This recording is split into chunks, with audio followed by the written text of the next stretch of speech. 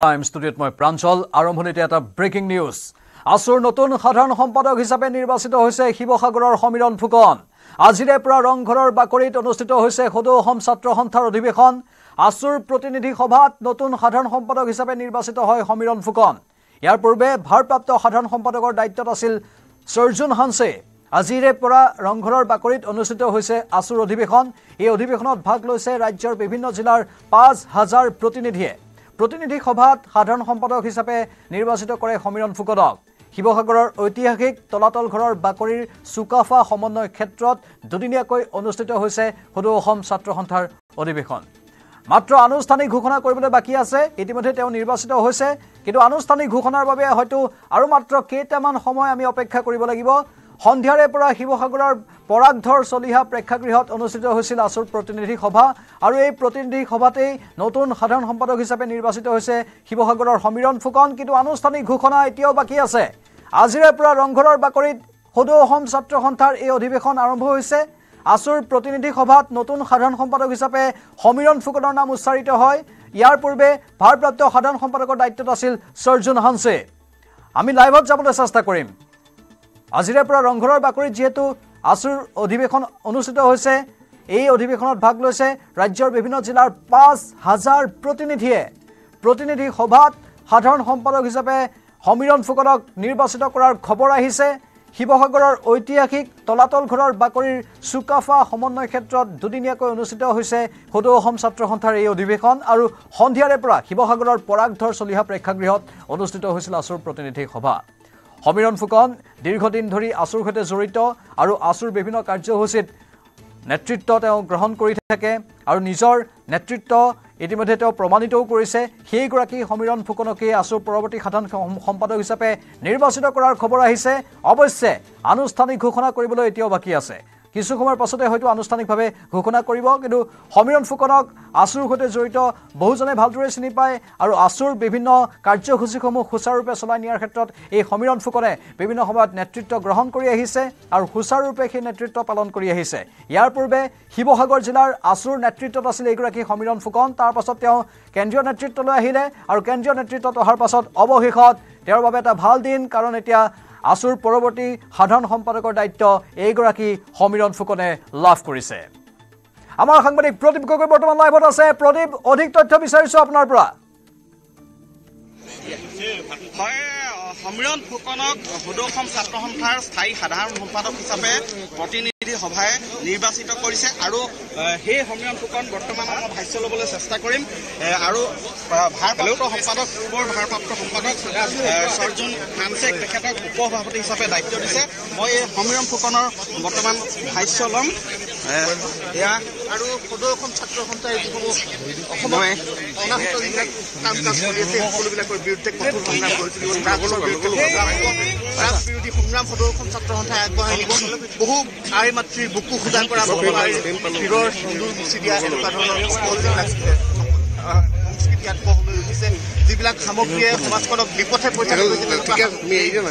সমূলঞ্চে সমাজৰ পৰা উৎখাত কৰিবৰ কাৰণে সদৌ অসম ছাত্ৰ সন্থাই শক্তিশালী সংগ্ৰাম আগবঢ়াই লৈ যাব আপুনি এনেকুৱা এটা স্থান সময়ত সভাপতি সাধাৰণ দায়িত্ব গ্ৰহণ কৰিছে যিটো সময়ত আসুৰ প্ৰতি বিভিন্ন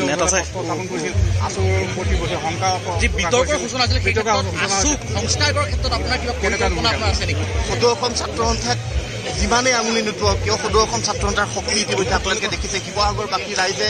এই শিৱসাগৰ সাধাৰণ সভা যি অতি সুন্দৰভাৱে অতি পৰিকল্পিতভাৱে অনুষ্ঠিত কৰাৰ ক্ষেত্ৰত আমাক অকুণ্ঠ সহযোগিতা আগবঢ়াইছে আই মাতৃসকলে লাড়ু প্ৰস্তুত কৰি দিয়াৰে পৰা ক্ষেত্ৰখনত আহি কাম কৰা মানুহলৈকে মাদ্ৰাছাৰ সেই ছাত্ৰজনলৈকে সদৌ অসম ছাত্ৰ সন্থাৰ প্ৰতি তেওঁলোকৰ আস্থা আনুগত্য মৰম আছে হয় কেতিয়াবা বাটৰ ভুল হ'ব পাৰে কোনোবা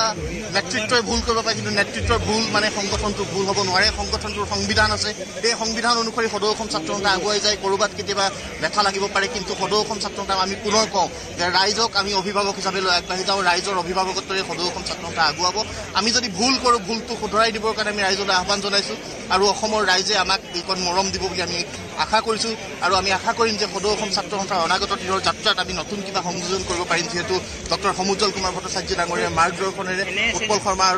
উৎপল শৰ্মা ডাঙৰীয়াৰ নেতৃত্বত আমি সামূহিকভাৱে গোটেই সংগঠনটোক আগবঢ়াই লৈ গৈ সমস্যাসমূহৰ কাৰণে আৰু অসমৰ যিসমূহ জ্বলন্ত সমস্যা সমাধানৰ কাৰণে কি কৰিব লগা আছে অসম চুক্তিৰ পূৰ্ণ শিৱসাগৰৰ পৰা পোনপটীয়া সম্প্ৰচাৰ আমি আগবঢ়াই আছো এয়া সমীৰণ ফুকন ভাষ্য আগবঢ়াই আছে প্ৰথম প্ৰতিক্ৰিয়া সমীৰণ ফুকনৰ ইয়াৰ পূৰ্বে সৰ্জুন হানছেক ভাৰপ্ৰাপ্ত সম্পাদকৰ দায়িত্ব যেহেতু দিয়া হৈছিল এতিয়া সৰ্জুন হানছে উপ সভাপতি হিচাপে নিৰ্বাচিত হৈছে সমৰজ্যোতি গোহাঁইক সহকাৰী সম্পাদকৰ দায়িত্ব অৰ্পণ কৰা হৈছে পূৰ্বে সৰ্জুন হানছে ভাৰপ্ৰাপ্ত সম্পাদকৰ দায়িত্বত আছিল ইতিমধ্যে আমি কৈছোৱেই আজি প্ৰতিনিধি সভাই এই সিদ্ধান্ত গ্ৰহণ কৰিছে শিৱসাগৰত দুদিনীয়াকৈ অনুষ্ঠিত হৈছে আসুৰ অধিৱেশন আৰু সেই অধিৱেশনতেই আসুৰ পৰৱৰ্তী স্থায়ী সম্পাদক নিযুক্ত হ'ল স্থায়ী সাধাৰণ সম্পাদকগৰাকী সমীৰণ ফুকন যিগৰাকী সমীৰণ ফুকনে ইতিমধ্যে নিজৰ নেতৃত্ব প্ৰমাণ কৰিছে তেওঁ নেতৃত্ব ল'ব পৰা গুণ যে আছে তেওঁৰ সেইটো তেওঁ প্ৰমাণ কৰিছে ইয়াৰ পূৰ্বে শিৱসাগৰ জিলাৰ তেওঁ দায়িত্বত আছিল তাৰ পাছত কেন্দ্ৰীয় নেতৃত্বলৈ আহিল কেন্দ্ৰীয় কাৰ্যনিৰ্বাহকত আহিল আৰু এতিয়া অৱশেষত স্থায়ী সাধাৰণ সম্পাদক ৰূপে তেওঁ নিৰ্বাচিত হৈছে এইবাৰৰ অধিৱেশনত আৰু প্ৰথম প্ৰতিক্ৰিয়া ইতিমধ্যে আপোনালোকে সমীৰণ ফুকনৰ মুখেৰে শুনিছে তেওঁ কৈছে যে কেতিয়াবা কাৰোবাৰ ভুল হৈ যাব পাৰে নেতৃত্বৰ ভুল হৈ যাব পাৰে কিন্তু সেই কথাটোৰ অৰ্থ এইটো নহয় যে সংগঠনটোৰ কৰবাত কিবা ভুল হৈ গ'ল নেতৃত্বই ভুল কৰে নেতাই ভুল কৰে কিন্তু সংগঠনৰ ইয়াত কোনো ভুল নাথাকে সংগঠনে ৰাইজৰ হকে কাম কৰি আহিছে কৰি আছে আৰু কৰি থাকিব বুলি সমীৰণ ফুকনে সেই কথা উল্লেখ কৰিছে আমাৰ সাংবাদিকৰ সন্মুখত এয়া শিৱসাগৰৰ পৰা পোনপটীয়া সম্প্ৰচাৰ আসুৰ পৰৱৰ্তী স্থায়ী সাধাৰণ সম্পাদক সমীৰণ ফুকন আৰু সমীৰণ ফুকনৰ নেতৃত্বত সাধাৰণ সম্পাদক হিচাপে আসুৱে এটা নতুন গতি পাব বুলি বিভিন্নজনে আশা প্ৰকাশ কৰিছে ইতিমধ্যে আনুষ্ঠানিকভাৱে ঘোষণা হৈ গৈছে আজিৰে পৰা যেহেতু ৰংঘৰৰ বাকৰিত অনুষ্ঠিত হৈছে সদৌ অসম ছাত্ৰ সন্থাৰ অধিৱেশন আসুৰ প্ৰতিনিধি সভাত নতুন সাধাৰণ সম্পাদক হিচাপে নিৰ্বাচিত হ'ল সমীৰণ ফুকন ইয়াৰ পূৰ্বে ভাৰপ্ৰাপ্ত সাধাৰণ সম্পাদকৰ দায়িত্বত আছিল সৰ্জুন হানছে আৰু সৰ্জুন হানছেক এতিয়া উপ সভাপতিৰ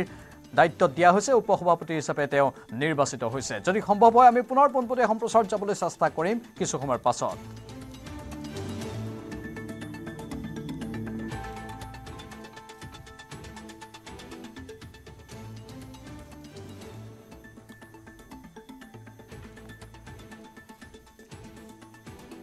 যেটো বিভিন্ন সময়ত বিভিন্ন বিতৰ্কই আসুৰ ভিতৰ চৰা জোকাৰণিৰ সৃষ্টি কৰে ইয়াৰ পূৰ্বেও বিতৰ্কৰ সৃষ্টি হৈছিল আৰু সেই বিতৰ্কবোৰ উত্থাপন হ'লেই বাৰে বাৰে এনেধৰণৰ কথাবোৰ আহি পৰে যে কিয় এই বিতৰ্কবোৰৰ সূত্ৰপাত হয় কিয় একাংশ নেতাই গাত চেকা লগাই লয় আৰু সেই প্ৰশ্নৰে উত্তৰ সমীৰণ ফুকনে বৰ সুন্দৰভাৱে দিছে তেওঁ কৈছে যে নেতাৰ ভুল হৈ যায় কিন্তু সংগঠনৰ ভুল নাথাকে সংগঠনৰ আদৰ্শত কোনো ত্ৰুটি নাথাকে সংগঠনৰ আদৰ্শ হৈছে ছাত্ৰ ছাত্ৰীৰ বাবে কাম কৰা ৰাইজৰ বাবে কাম কৰা আৰু সেই সংগঠনৰ আদৰ্শত প্ৰতিজন ব্যক্তি অটুট থাকিব লাগে সেই আদৰ্শতে সকলোৱে নিজৰ দৃঢ়তা দেখুৱাব লাগে কিন্তু একাংশ নেতাই কৰা ভুলবোৰৰ বাবে সংগঠনৰ মান মৰ্যাদা কেতিয়াবা লাঘৱ হয় কিন্তু সেইটো আসলতে ভাল কথা নহয় সমীৰণ ফুকনে সেই কথা উল্লেখ কৰিছে শিৱসাগৰৰ ৰংঘৰৰ বাকৰিত যি অধিৱেশন অনুষ্ঠিত হৈছে সেই অধিৱেশনতে স্থায়ী সাধাৰণ সম্পাদক হিচাপে এগৰাকী সমীৰণ ফুকন নিৰ্বাচিত হৈছে সদৌ অসম ছাত্ৰ সন্থাৰ আৰু ইতিমধ্যে আমি কৈছোঁ সমীৰণ ফুকনে বিগত সময়ত নিজৰ কৰ্মৰাজিৰে সেই নেতৃত্বৰ যি তেওঁৰ গুণ আছে সেইটো প্ৰমাণ কৰিছে তেওঁ যে একোটা সংগঠনৰ নেতৃত্ব ল'ব পাৰে সেইটো ইতিমধ্যে বহুবাৰ প্ৰমাণ কৰাৰ বাবেই তেওঁ এতিয়া আসুৰ পৰৱৰ্তী সাধাৰণ সম্পাদকৰ দায়িত্ব গ্ৰহণ কৰিছে বা তেওঁক দায়িত্বটো দিয়া হৈছে